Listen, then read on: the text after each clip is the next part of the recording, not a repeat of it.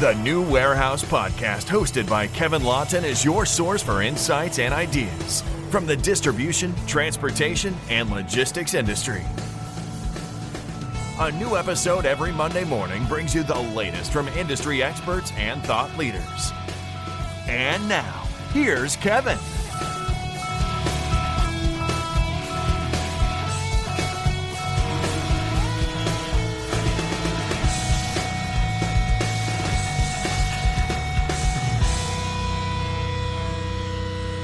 Hey, it's Kevin Lawton with the New Warehouse Podcast, bringing you a new episode today.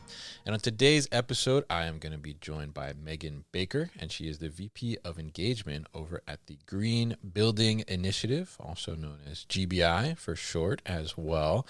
And they're focused on green buildings, of course, as the name suggests. And Megan's going to tell us a little bit more about what they do today, but very interested to talk to her and learn more about on the warehouse building side of things, about their green initiatives, and also what that means for developers, us as warehouse operators, as well as we look at new buildings, retrofitting existing buildings, and things of that nature around some of the sustainability initiatives that are out there and things of that nature. So Megan's going to give us all the insights on that and information as well, so we can learn a little bit from her today. So Megan, welcome to the show. How are you? I'm well, thanks. Thanks for having me, Kevin. I appreciate it. Definitely happy to get you on. Happy to talk about this. I mean, I think that, there's one thing for certain is that we can't necessarily have a warehouse without a building. So we definitely want to learn about this side of the commercial world and on the building side of things. So tell us a little bit about Green Building Initiative and what it is that you all do. Absolutely. So the Green Building Initiative, or GBI, we're the global provider of the Green Globe's Whole Building certification. And we're also an educational provider and a member association too. So very multifaceted. We're very dedicated to providing free and low-cost resources to the building community in order to improve the sustainability, health, and wellness and resilience of commercial real estate worldwide. We're also an American National Standards Institute standards developing organization. So we're very dedicated to developing and delivering both science and consensus-based standards. It's a really rigorous process to develop these standards with so many open public comment periods and lots of different disciplines contributing. But we think that this process allows us to deliver the most innovative standards so that we can improve the built environment as a whole. We've certified nearly 700 million square feet of commercial real estate with our Green Globes and our Federal Guiding Principles Compliance Program to date. So we've done a lot in this space, and really thrilled to be able to have this kind of an impact and reach with those who are, not only designing and constructing, but also occupying and operating these buildings as well. Very nice. And yeah, I think 700 million square feet. That's a decent amount of space, I would say. So good work there. And, I think, being multifaceted in that way and being able to touch all those different parts of the process and, these initiatives and things of that nature, I think certainly positions you in a good place to have this understanding of what's going on in the market and be able to have a real impact in multiple different ways. So now you focus on all of the commercial real estate side of things, right? But here, we like to talk about the warehouse specifically. So tell us kind of, how do you specifically focus your impacts on warehouse facilities or warehouse buildings as they exist and also as they are being developed as well? Absolutely. So Green Globes is a very rigorous but accessible program. And it's, like you said, available for all different types of both commercial and multifamily real estate. And I think that there's a lot of opportunity for kind of idea sharing among different industries.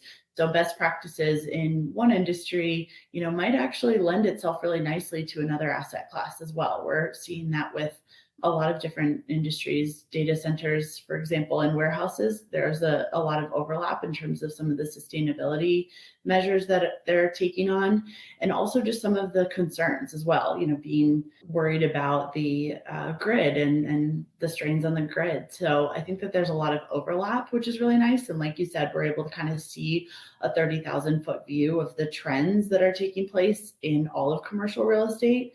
But because Green Globes is so flexible and adaptable for all different building types, it particularly shines for unique or complex building types like warehouses, storage facilities, laboratories, healthcare, and data centers, as I mentioned before. We offer a couple of different programs. The first is Green Globes for new construction, which is for ground up new construction, major renovation, and addition projects. Our existing buildings program is for buildings that have been occupied for either more than 18 months or once you have 12 months of consecutive utility data. We have a sustainable interiors program for fit out and tenant improvement projects. And then a couple of years ago, we developed our core and shell program, which is particularly beneficial and applicable for warehouse projects. And so we have quite a bit of familiarity in this space. We've certified over 51 million square feet of industrial projects to date, with another 16 million that are currently pursuing certification. And the core and shell program, what we've done is essentially gone through our new construction program and identified criteria that are likely to be not applicable for a warehouse because of the scope of the project. They're very different than an office building where you have tons of people occupying them. These are more about occupying things and systems versus people. So they're unique in that way. And so we also have the opportunity for project teams to really be able to focus in on some of the things that are applicable to these projects rather than penalizing folks for things that they don't necessarily have control over, with the project type being so specific, for a warehouse or something like that. So it's a really flexible program where, again, you're going to be incentivized for the things that fall within the project versus things that you don't necessarily have control over. And I think that a lot of times people just say, oh, warehouses, they're just a box. There's not a lot of control that we have. There's not really that many opportunities for them to be sustainable, but that's really not true. There are a lot of different opportunities when you look at, landscaping. These warehouses take up a big site, right? A big plot of land. So how you're able to enhance the site around the building, but then also obviously looking within as well. So looking at the indoor air quality and minimizing your waste, whether that's in construction or operation. The emissions from material selection, your lighting, that's huge for data centers, right? If you need to have a warm shell, it needs to be able to be lit, and having a lighting, spec for low energy light bulbs is super important. And then equipment sub-metering too, that's really important. You can't, improve what you're not measuring. So sub-metering at, as detailed of a level as possible is very helpful. And then obviously this is one that's, talked about a ton, but renewable energy, maximizing the use of that space up on the roof. And then proximity to existing infrastructure. That's also really important too when you're selecting a site for a warehouse. Anytime you can hook up to existing infrastructure, that's going to be far less construction that needs to happen, less of a disturbance, and it's going to save a lot on the embodied carbon as well. So there really are a lot of sustainability opportunities for warehouses. It's kind of just about digging in and figuring out, okay, what is the scope of my building and how, what do we need here? What are the goals of the actual building and how can we kind of pair them together so that it operates efficiently, but also is resilient and just going to be an overall sustainable building. Very interesting there, and definitely a lot of different options and opportunities that you mentioned there, and even the landscape. I didn't really think about that. So tell me a little bit about that from the landscaping perspective. I mean, obviously, putting more trees and things like that is going to increase air quality in the surrounding area and things of that nature. But I mean, is there more to that from a sustainability perspective? How does that kind of like change the green initiative there? We'll be back after a quick break. I hope you're enjoying this episode. Do you want more warehouse content delivered to your inbox? Sign up for our new email series called Warehouse Wisdom Wednesday to get an educational series of emails on warehouse basics delivered directly to you every Wednesday morning. Find the sign up link in the show notes. Yeah, absolutely. If you're going into an area that has been landscaped before, or there's existing landscaping in place, being able to try to salvage some of that, rather than just like lifting it up and taking it to the dump, being able to reuse that if you can. Also looking at opportunities for native landscaping that is going to thrive, in that particular environment, not bringing in cactuses or, some type of plant that does not make sense in that location, right? Palm trees. So looking at native, but also drought tolerant plants as well, so that you can make sure that you're minimizing the use of irrigation, anytime that you can reuse rainwater or stormwater management to be able to irrigate your landscaping around is obviously beneficial rather than irrigating with potable water. So definitely some advantages there too. It obviously saves on the water bill, but also is just much more sustainable option. Gotcha. Very interesting. So a lot of the, I guess, push for sustainability and going green, especially on like the warehouse and logistics side of the business, I mean, is due to a lot of regulations that are coming into place that have, already come into play, or are, these like kind of 2030, 2035 goals and things that are out there. So talk to us a little bit about that, some of these like decarbonization milestones that are kind of, I guess, in a sense, like pushing these buildings, and whether they're existing buildings or new buildings being developed, to be more sustainable. What are some of those milestones that, warehouses and specifically should be aware of and should be, working towards meeting, so that they're not out of compliance, but, also, kind of making the right steps to be more sustainable?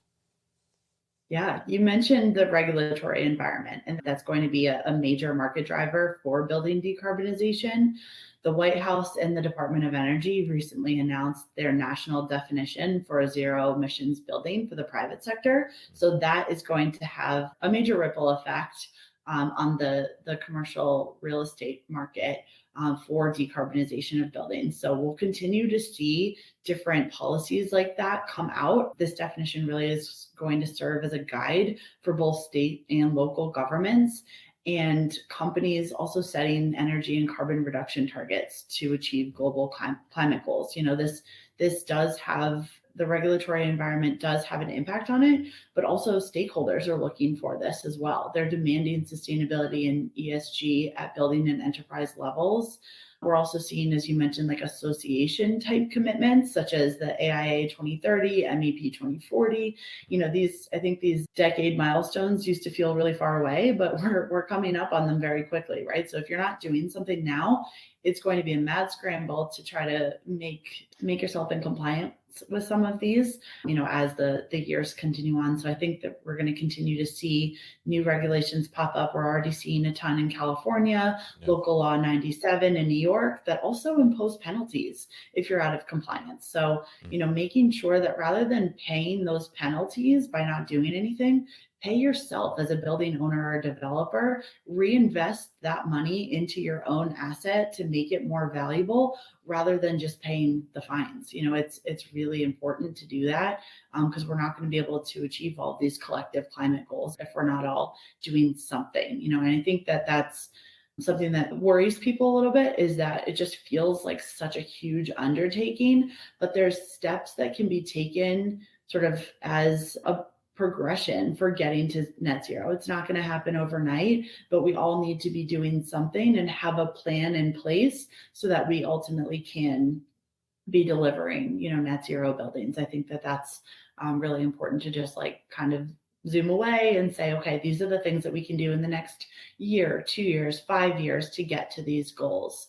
But, as more becomes automated, and we're going to see that in warehouses and data centers in particularly, the demand for energy is going to increase. So we need to be really mindful of that at a time when there's already a huge strain on the grid. People are trying to figure out where they're going to get their energy in order to power these warehouses, data centers, hospitals, other really energy intensive type buildings. So we need to make sure that we're preparing for that ahead of time so that there's not this sort of emergency, moving forward. I think that we're already getting to a place where people are nervous about it, but making sure that we're, finding more renewable and alternative ways to be powering these buildings. So, I think it's a big sort of like pie of market drivers, regulatory environment certainly being number one, but also just like stakeholder demand and just sort of the lack of power security, I guess, for the future.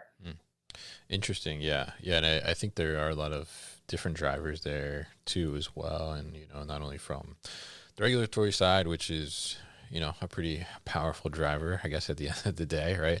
But also, just from the consumer side of things and just overall more, I guess, awareness around the things that are happening out there in terms of climate and sustainability, and people are just, driving towards that to make that a part of their organization. And so I'm curious there on this side of, we have, I guess there's two sides of this, right? We have developers, right, who are building new buildings, new warehouses, right? And then we have owners, right? We have companies that already own existing buildings, in some cases, very old buildings in a sense that were, built way before a lot of these regulations and even discussions were kind of happening.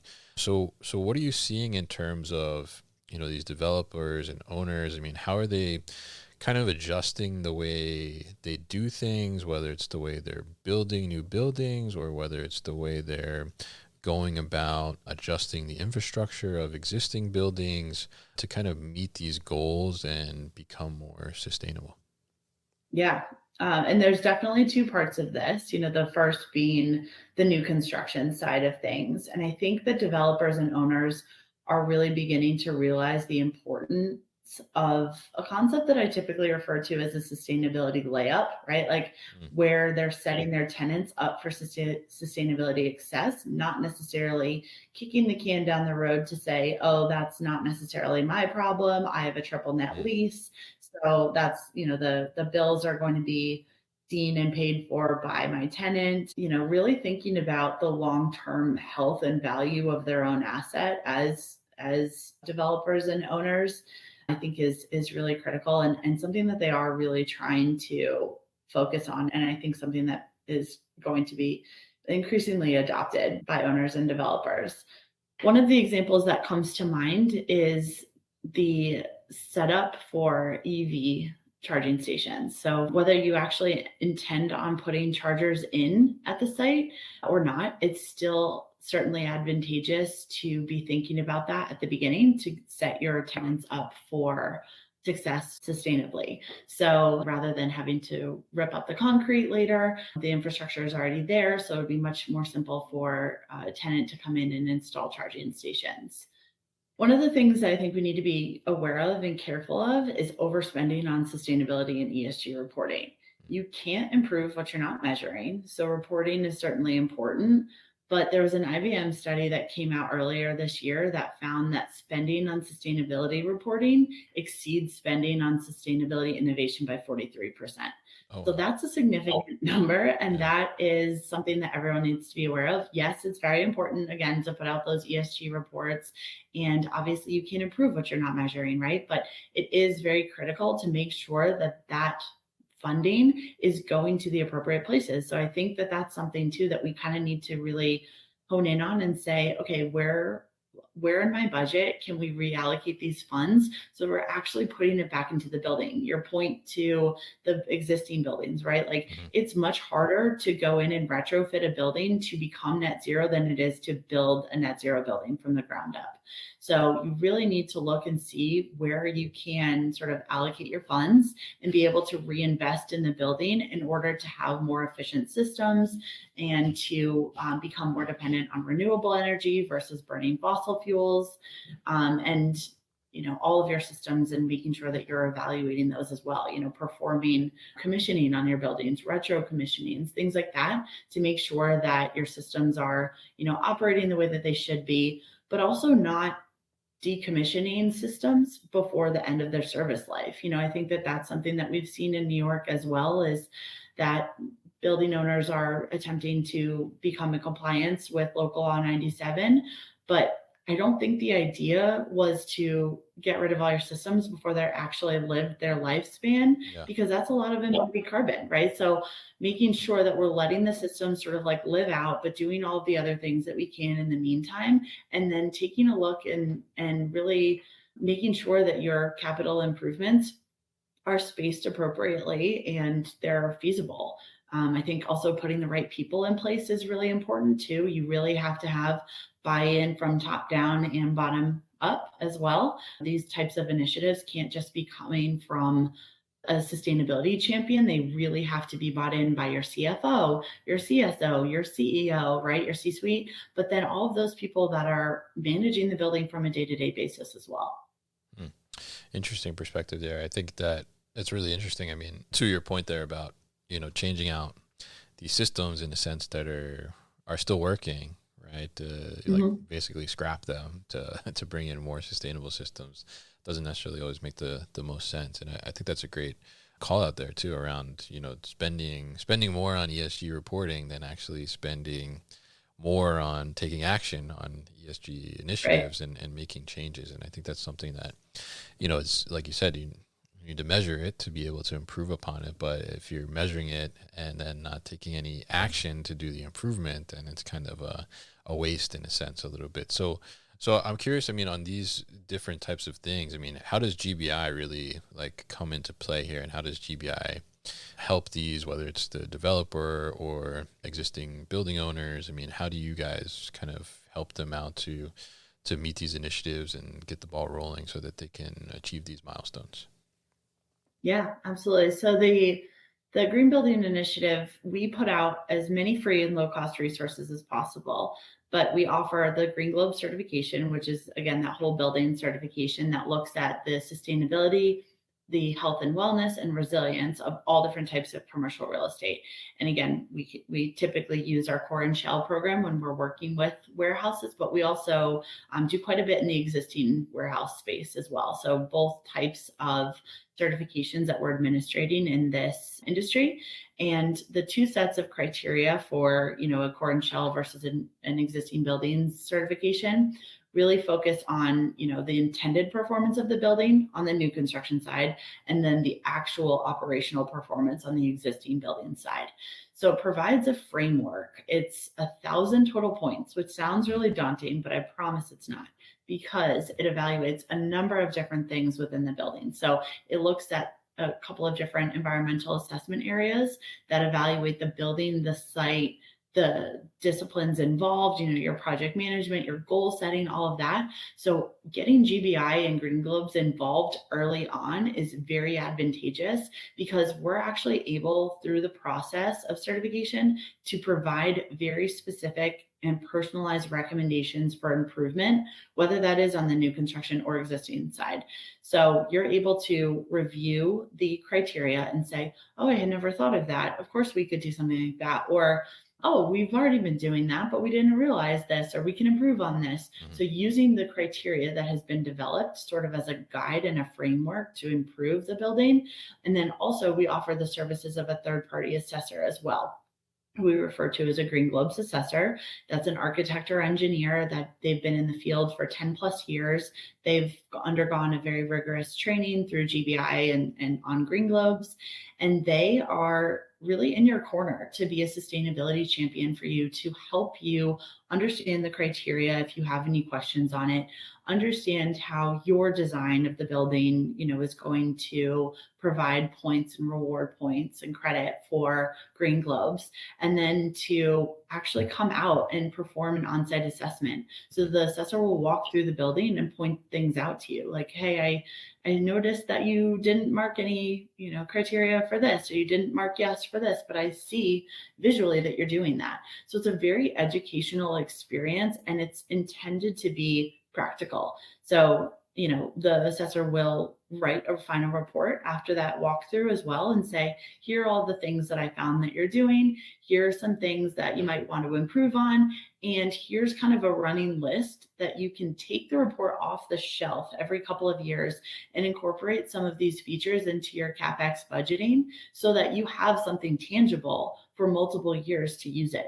So it's not just supposed to be sort of a one and done certification. It's really supposed to be something that you can leverage for years to come in order to improve the performance of the building. Same with existing buildings. We'll also do, that walkthrough and then have the assessor write the final report that will also provide very personalized recommendations for improvement. And we don't require recertification, but we strongly recommend it, because again, you can't improve what you're not measuring. So bringing in a third party like GBI to do this helps you not only understand things that you could be doing better, but actually does say that you're assessing it from a third party standpoint, and somebody has come in and made sure that the things that you sort of said you were doing, you're doing, and you're being rewarded for it, and you're being held accountable so that things can't be, written out of the design or something like that. So it's a very supported and educational process. Interesting. Yeah. Yeah. And I think that's super helpful too. And, that you kind of gamified it in a way with 1,000 points in a sense. I think that, helps to really understand like where are we getting and how do we get to this, especially if it's something that you've never dealt with before as an organization or a business or someone that's just been put in charge of, make us more sustainable, right? Or hit these goals in a sense, right? So really a good guideline there. So tell us a little bit about, I guess, from your perspective, oftentimes I think there's been kind of maybe a misconception, or there's been kind of this narrative a little bit that to, be greener, to be more sustainable, often cost more to do business, right? But tell us a little bit about, in the, I guess, the opposite sense, like how prioritizing sustainability itself can lead in some cases to cost efficiencies, like over the long term. Yeah, certainly. So we incentivize an integrated design process for new construction projects always. So having all the right people at the table at the very beginning of the project is the most cost-effective way for you to sort of bring in your sustainability initiatives. Having to sort of write them in later on is obviously going to cost more. So I think a lot of times that is sort of misrepresented almost. People think that sustainability equals a higher cost. But I think that it's about the timing of when you're actually incorporating some of these sustainability things in. If you have to, if you put in windows and then 2 years later decide we need a more energy efficient window, that's going to cost quite a bit of money, right? So making sure that you're making those decisions early on, checking in on progress all the time, and making sure you have all the right disciplines that are involved in it, like making sure that your contractors are at the table with the architects, when they're doing this planning, or making sure that the building owner is at the table with the facilities managers, like the people that are actually running the buildings. It's really important to make sure that everybody is on board and everybody understands why these things are happening in order to have a greater chance of success, whether that's just for an individual building or an entire portfolio. I also think that there's lots of opportunities for maintenance that aren't necessarily considered. And again, that kind of goes back to the concept of the sustainability layup. Some people, don't want to necessarily think about the things later down the road, right? With their building, like, oh, again, it's a triple net lease. I'm not going to be paying for the utility bills. So that's sort of on them if they want to switch out the light bulbs or whatever.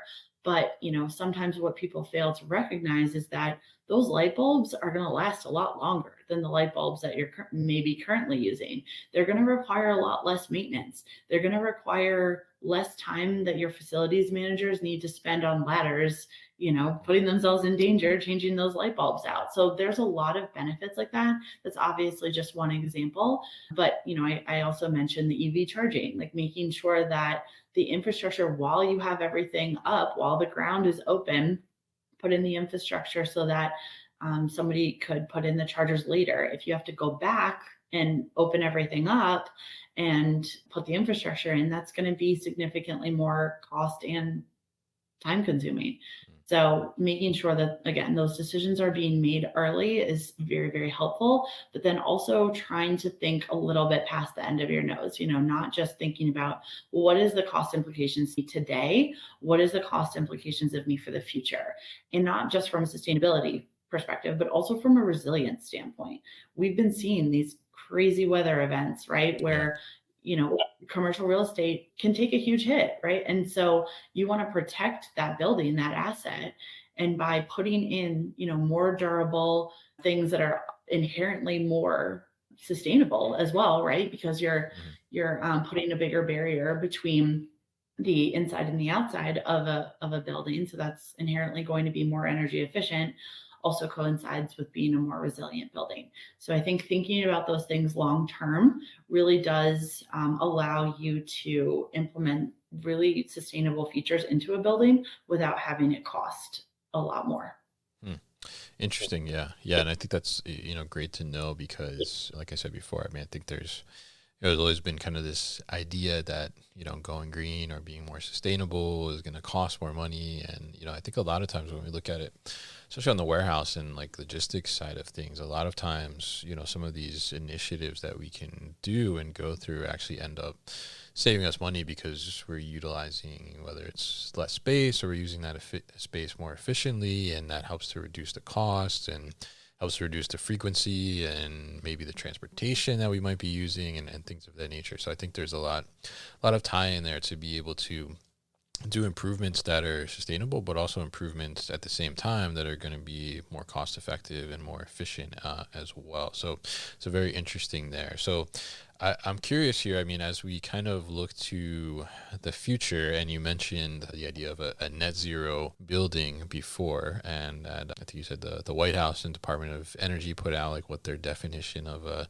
net zero building is now. So if we take the idea of a net zero building and apply that to the warehouse in a sense, like what does that warehouse that is net zero, I mean, what does that look like? What kind of components go into that as we look towards the future of what a warehouse might be like? In addition to those market drivers, like you mentioned again with the White House and the DOE and state and local governments that are going to be putting out requirements, and many that have already done so, I think that the growth in this industry is going to keep the eyes on sustainability and decarbonization. I don't think that we're going to be in a situation where there can be a flood of new buildings without people paying attention to this, right? So I think that there's going to be a lot of scrutiny to it. So I think that building owners and developers are going to have to focus on a couple of things. I think that there's going to be a continued focus on material selection. I think that that's going to be huge, which will obviously put pressure on the manufacturers and product, service and product providers for transparency in the form of EPDs, environmental product declarations, and third-party certifications, so that we can properly account for our carbon. I think that's going to be huge. You're not going to be able to have, a net zero building if you're not sort of taking those things into account. Right. I also think that I hope rather, I should say, that architects, engineers, contractors, developers are evaluating choices and material selection for low carbon materials. So, and I hope that truthfully that mass timber becomes a more widely adopted building material that's used. I think that, people think timber, they associate timber with sort of an all or nothing situation where, okay, well, if I'm building a mass timber building, I have to use all timber. And that's just not true. You can use it, as a hybrid material as well, which decreases the amount of concrete and steel that you have to use. And concrete and steel are both making great strides in making sure that they're, a lower carbon option for building materials, but they're still pretty energy intensive to create.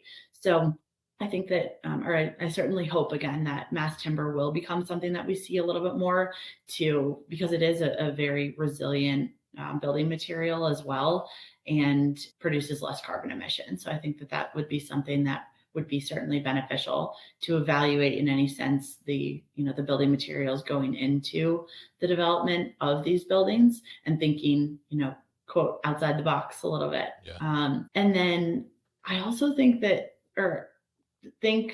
hope that we see a continued uptick in the use of like prefab steel buildings. That's also a really, a less carbon intensive way to build as well, because it also produces less construction waste, and the construction practices actually is shorter and more efficient too. So if we're delivering pieces from, that have already been constructed, that's obviously, a much less carbon intensive way to build. And then finally, I think that in our sort of post COVID era, we've realized that it's really important to design and construct buildings that are adaptable and resilient too. Like we've seen this in office buildings, right? Like people are sort of scrambling to figure out how can I repurpose this office building because otherwise it's just sitting there. Yeah. And there's a case out here in Colorado actually right now where they're deconstructing a hospital in Boulder, and they deconstructed it so that the steel was still very usable. And they actually advertised it to the public to say, hey, if anybody needs steel, come grab some. So I really hope that that type of construction practice we'll see that too, like as the need for warehouses sort of ebbs and flows, that we'll be able to use material from previously built buildings and be able to adapt them as necessary too. Maybe they can scale up or down in a more efficient way rather than just knocking down a building and kind of starting from scratch. So I do think that sort of all of those things combined will hopefully lead to at least getting us closer to a decarbonized built environment, particularly in warehouses. Interesting. Yeah. And I think those are all really great insights there and things to think about as people start to look at, what they're going to do for future warehouse plans, whether it's their existing buildings they already have or look at new construction, whatever the case may be. And super insightful from you here, Megan, on this side of the warehouse side, something I think that maybe we don't think about every single day regarding the warehouse because we're so concerned about, getting those boxes in and out of the building. But at the same time, we need to think about the long term and how do we, make the operation more sustainable, more green, and in turn, make it potentially more efficient as well. So really appreciate you coming on the show and talking to us about this and what the Green Building Initiative is up to and how you guys are helping people in this space. So if people are interested in learning more and getting more insights, what's the best way to learn more about GBI?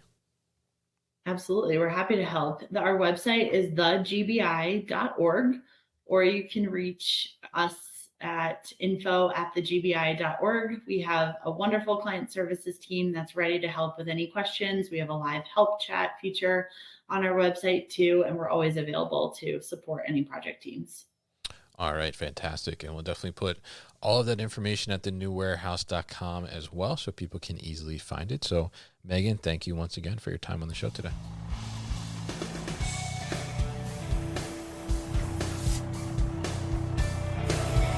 You've been listening to the New Warehouse Podcast with Kevin Lawton. Subscribe and check us out online at thenewwarehouse.com.